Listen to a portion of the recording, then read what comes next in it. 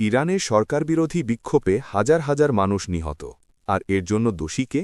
Ayatollah খামেনির মতে সন্দেহ নেই, যুক্তরাষ্ট্র আর ইসরায়েল। শনিবার শিক্ষার্থীদের সামনে দাঁড়িয়ে তিনি বললেন, ওরা এসেছে, ওরা করেছে, ওরাই সব গোলমালের মূল। খামেনি দাবি করেন 2 সপ্তাহের বেশি সময় ধরে চলা এই বিক্ষোভে বিদেশি শক্তির সরাসরি হাত ছিল। তার ভাষায়, তারা কয়েক হাজার মানুষ হত্যা করেছে। মানে, হিসাব বড়, অভিযোগ আরও বড়। খামেনি এখানেই থামেননি, মার্কিন প্রেসিডেন্ট ডোনাল্ড ট্রাম্পকে সরাসরি অপরাধী বলেও দিলেন।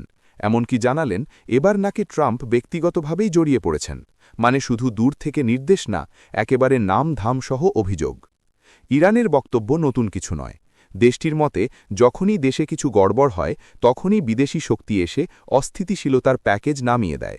তবে খামেনি আশ্বস্ত করলেন, ইরান যুদ্ধ চায় না, কিন্তু শাস্তি ছাড়া কাউকেও ছাড়বে না। মজার বিষয় হল, এতদিন সরকার বলছিল নিহত কয়েকশ, আর এবার খামেনি নিজেই বললেন হাজার হাজার। বিশ্লেষকরা বলছেন, এটাই প্রথম যখন সংখ্যাটা মাইক্রোফোনে একটু বড় হয়ে বেরোল। সব মিলিয়ে রাজনীতিতে হিসাব বদলায়, সংখ্যা বাড়ে কমে, কিন্তু দোষ সবসময় একই ঠিকানায় পৌঁছে যায়।